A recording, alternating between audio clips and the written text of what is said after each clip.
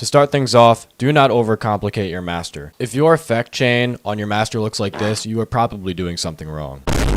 For this genre of music, you only usually need 1 or 2 plugins to make it work. Once you have more than 1 or 2 plugins, you need to ask yourself, what exactly does each effect do? If you can make the same thing happen using less plugins, that's always a win.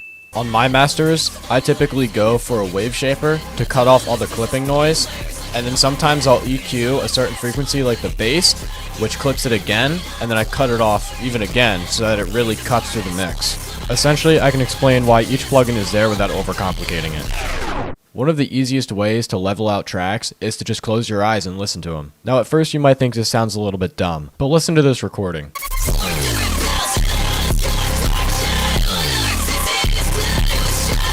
That entire time you couldn't even see it, but I was messing around with the volume of the vocals.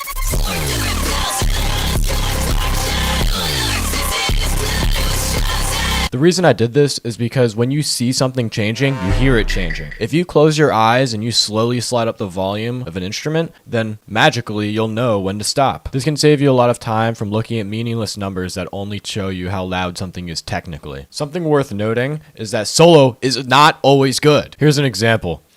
These vocals are so loud, oh my gosh, let's turn on the distortion, and then, maybe,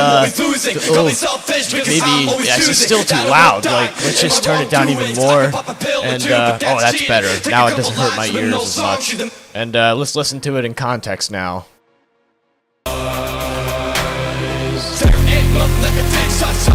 Why are the vocals so quiet, bro?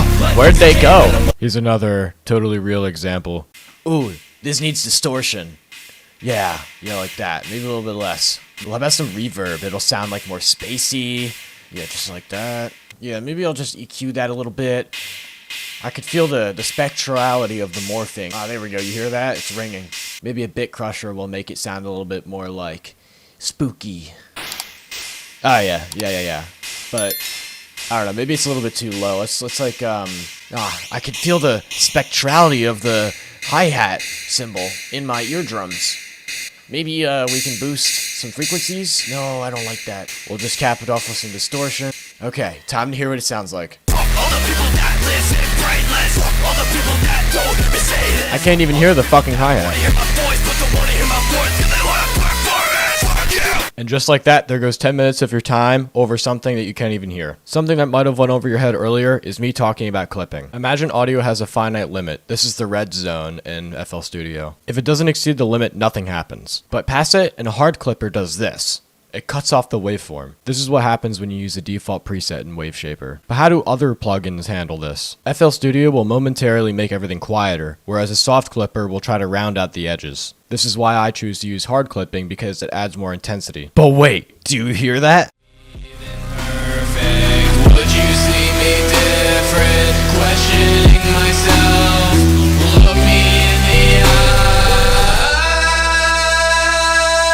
I have an album coming out, and these are some of the tracks actually in them.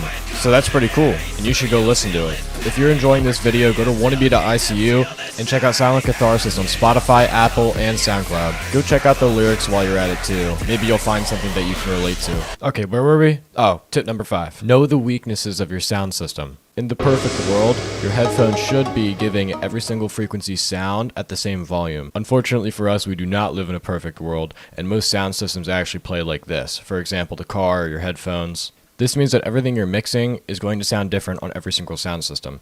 And the way that you can counteract this is to actually go look up your frequency response for your headphones that someone else measured. For example, here's the Skullcandy Crusher Zevo. I found this on SoundGuys, and if you scroll down, there's a frequency response table. I actually have an EQ that I use that inverts this just pretty good, not perfectly. I try to make up for the fact that I know my headset has a little bit extra high end and a little bit extra bass. This helps me transfer things over to, for example, the car, my phone, AirPods. It makes it work across everything instead of just sounding good on my Skullcandy Crusher Evos.